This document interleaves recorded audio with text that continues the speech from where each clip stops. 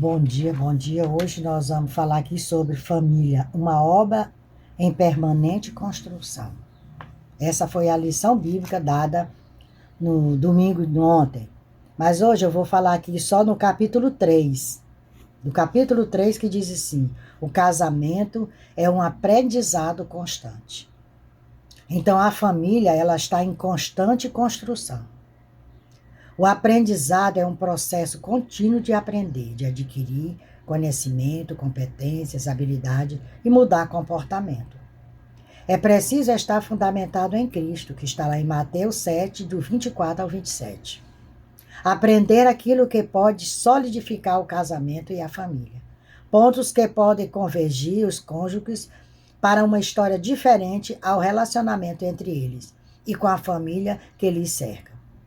Não devemos ser ouvinte, mas praticante. Está lá em Tiago 1, 25 ao 27. Aprenda a cortar as arestas e lapidar as pedras preciosas, casamento e família. Evite a cultura machista ou feminista, onde nenhum se dobra. Olha só. Tem que ter o diálogo e cada um reconhecer que errou, se perdoar e continuar a sua vida para cuidar da família. A cultura machista é prejudicial ao casamento. Machismo é o exagerado senso de orgulho masculino, virilidade agressiva, comportamento expresso por opiniões, atitudes de um indivíduo que discrimina ou recusa a igualdade de direitos e deveres com as mulheres. O machismo pensa que sempre está numa posição superior ao que é feminino. Ou seja, o machismo é a ideia errônea de que os homens são sempre superiores. As mulheres são sempre superiores às mulheres. A mulher perde o seu direito de ser livre. Perde a sua personalidade, sendo forçada pela sociedade machista a servir e assistir às vontades do homem, custe o que custar. O homem foi dado em lugar da cabeça, está lá em Efésios 5, 23. Cabeça é liderança. Liderança não é uma déspota. Líder discute. Líder discute o assunto em pauta. O líder procura chegar a um acordo antes de bater o martelo. Devemos conviver com entendimento para que nossas orações não sejam interrompidas. 1 Pedro 3,7. Olha só. Nós vivemos no século passado, as mulheres, elas eram como objeto para o homem. Elas chamavam o seu marido de senhor, só fazia aquilo que ele mandava, vivia só para o lar. As meninas eram criadas só para aprender, cozinhar, bordar, lavar, para quando casar, cuidar do marido. Ela não tinha voz. Ela tinha afazeres e muito, mas voz não, ela não podia falar.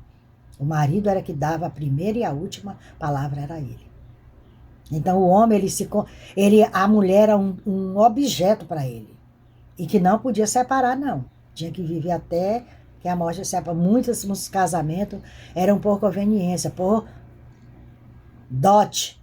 E aí casava sem ter um sentimento um pelo outro e viviam até que a morte separava.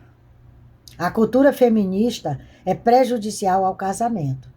Assim como o machismo é prejudicial ao casamento, o feminismo também. Por quê? Feminismo é uma doutrina que preconiza o aprimoramento e ampliação do papel e dos direitos das mulheres na sociedade. Pede o fim da sociedade patriarcal, reivindica a igualdade política, jurídica e social entre homens e mulheres. Essa corrente de pensamento diz que a sua atuação não é sexista, isto é, não busca impor algum tipo de superioridade feminina, mas a igualdade entre os sexos.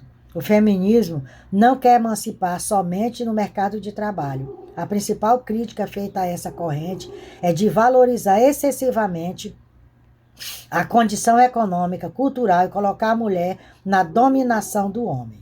O feminismo procura apontar que os indivíduos são iguais ou possuem os mesmos valores dentro de uma sociedade.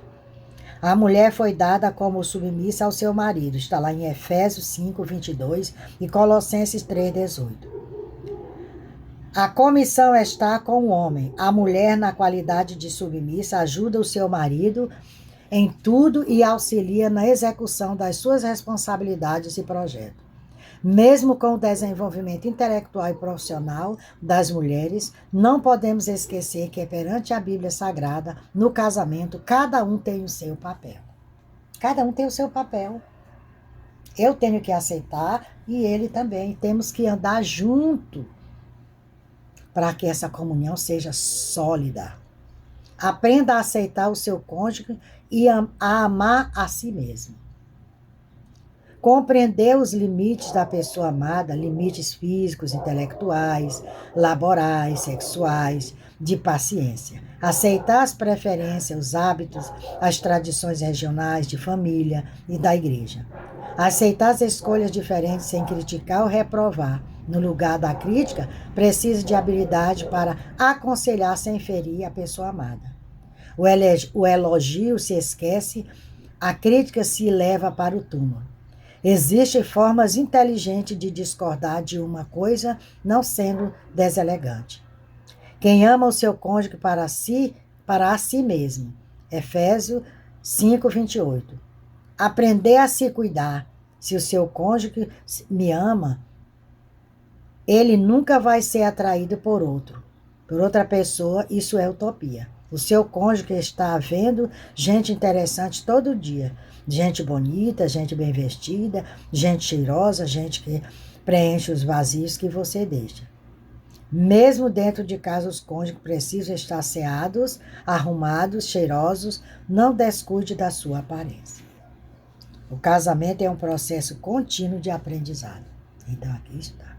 A mulher também, ela tem que se cuidar. Tem que se arrumar, vai estar bem bonita dentro de casa, não é só quando vai sair, não. E o homem também, porque também tem homem que, meu Jesus, tem que se arrumar, tem que banhar, tem que se trocar, tem que andar bem cheiroso, como o texto aqui está dizendo. Seu cônjuge, ele tem que estar interessante. Então, tem que estar interessante. Tem que estar bem organizado, bem arrumado, para que sejam juntos, andarem juntos. O casamento, ele é como diz bem que o casamento é um processo contínuo de aprendizado. É como a nossa vida espiritual. A cada dia você vem buscando, lendo a palavra, tendo momento de oração, de louvor, de meditação, para que nós possamos estar firmes. Nosso espírito esteja alimentado. Porque a carne é fraca e nós somos os miseráveis pecadores. Mas aqui, conclusão. Ninguém se casa sozinho. Ninguém consegue uma vida matrimonial se não for construída a dois.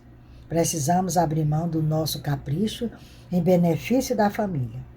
Mais cedo ou mais tarde, os ventos virão. O segredo está na base, no alicerce, no fundamento. E o manual para que tudo isso dê certo é a Bíblia Sagrada. O nosso manual, o manual de uma família junta, unida, sólida, é a Bíblia. Para que nós possamos ensinar os nossos filhos de pequenininho. Para quando nós damos educação em casa, para quando ele chegar na escola, ele aprender as disciplinas. Mas ele já leva um aprendizado, ele já leva um conhecimento de respeito, de compreensão, de saber se comportar diante das pessoas. Porque a família, ela é o alicerce, ela é a base para que esses filhos cresçam filhos saudáveis e tementes e respeitadores. Que o Senhor venha te abençoar, leia a Bíblia, busque na palavra para que você seja uma família sólida. Me siga lá no YouTube, Raimunda Nunes, Mensagem de Salvação. Que Deus nos abençoe.